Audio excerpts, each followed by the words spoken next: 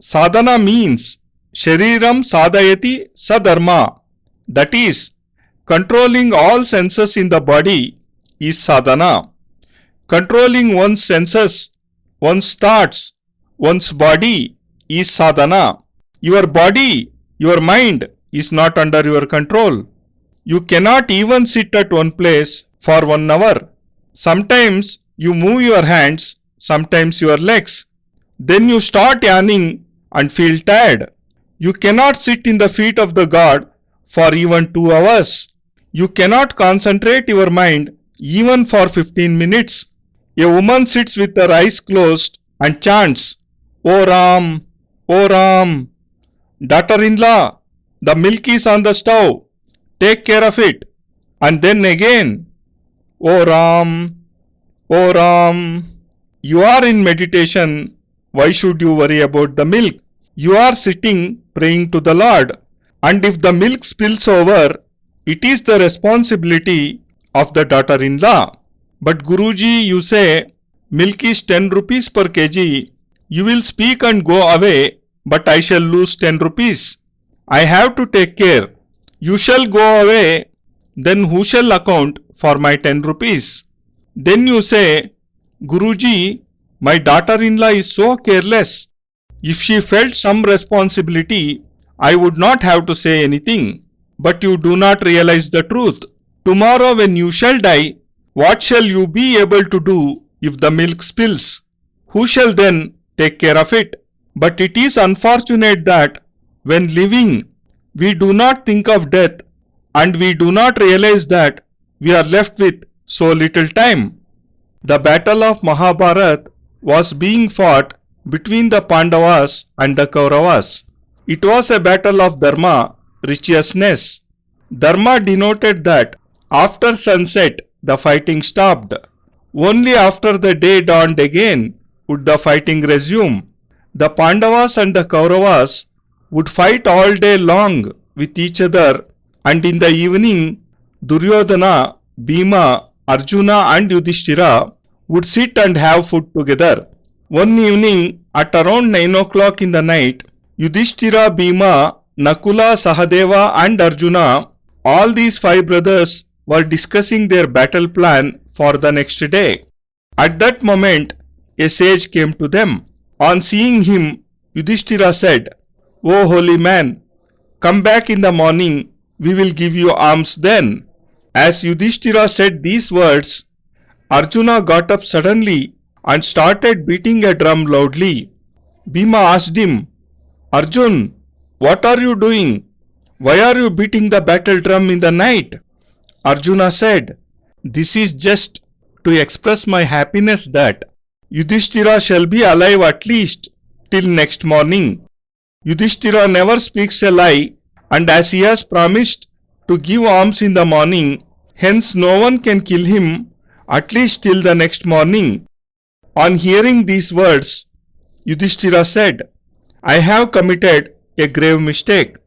How can I know if I shall remain alive even after 1 hour from now?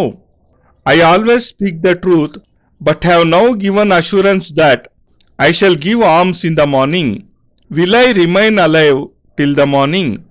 That's why I ask you, how much time do you have? You don't know.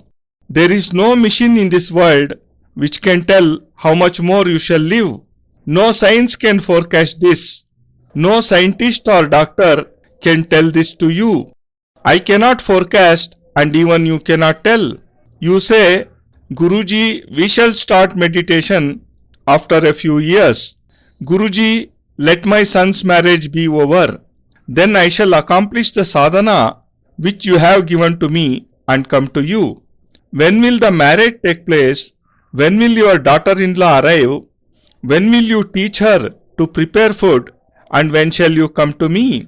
What if something happens to you in between? What if death snatches you away from this world? You cannot tell. Hence only the moments of the present which are in your hands are your own. And when you shall use them properly, only then shall you achieve totality of life. I have told you that totality of life cannot be achieved just by listening to preachings. Sadhana is the only medium between you and God, and you can reach that state only through this medium. By giving away charity, you will not reach Him. You shall only gain a contentment. By building a temple, you may feel satisfied that you have established an idol of God. This is not the way to achieve totality of life. This is only a social work and nothing else. You listen to discourses. This is also a way to achieve peace of mind. This in itself is not sadhana. Sadhana is something different.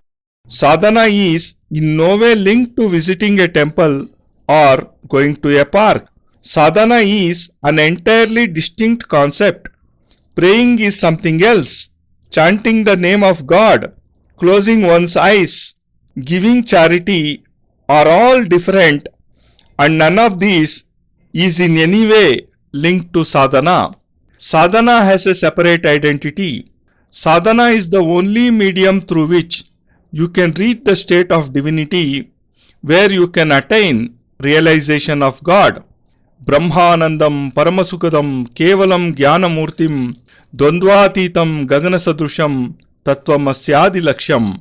This state is beyond all confusion. Here there is no conflict, no fear, no sign of death. Here death cannot touch you.